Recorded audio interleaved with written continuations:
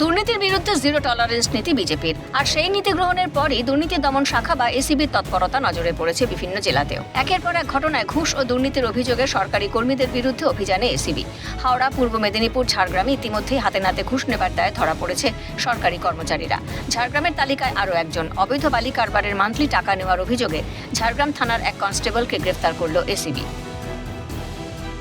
ধৃত কনস্টেবলের নাম রতন প্রামাণিক। তিনি বর্তমানে ঝাড়গ্রাম থানার আইসির দেহরক্ষী হিসেবে দায়িত্বে ছিলেন। অভিযোগ, বালির গাড়ি চালানোর জন্য নিয়মিত মান্থলি টাকার একটি অংশ তার হাতে দিতে হতো। সেই খবর পেয়ে ফাঁদ পাতে দুর্নীতি দমন শাখা। 3 ব্যক্তি, শান্তনু বারিক, দীপঙ্কর বারিক ও রবি বারিক, রতন প্রামাণিককে মান্থলি টাকা দিতে আসার সময় এসিবি তাদের আটক করে জিজ্ঞাসাবাদ করে।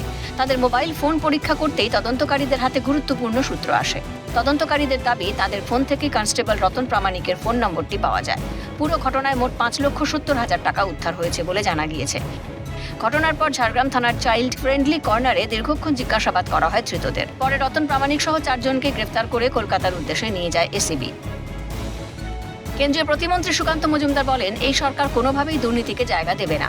সেজন্যই এসিবিকে নতুনভাবে সাজানো হয়েছে। বিগত বেশ কয়েক বছর ধরে দুর্নীতি একটা অবিচ্ছেদ্য অংশে পরিণত হয়েছে বলে দাবি কেন্দ্রীয় শিক্ষা প্রতিমন্ত্রীর।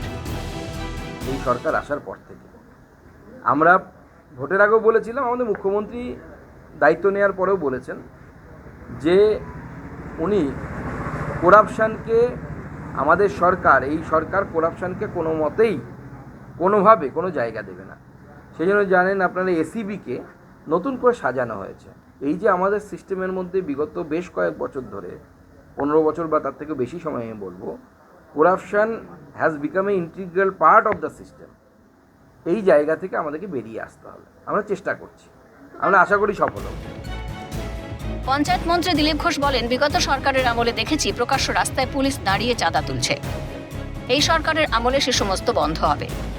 তাই সরকার যা পদক্ষেপ নিচ্ছে তাতে হয় ঠিক হতে হবে, না হলে জেলে যেতে হবে। রাস্তায় প্রকাশ্যে আমরা দেখেছি পুলিশ দাঁড়িয়ে ট্রাক আটকে চাঁদা তুলছে।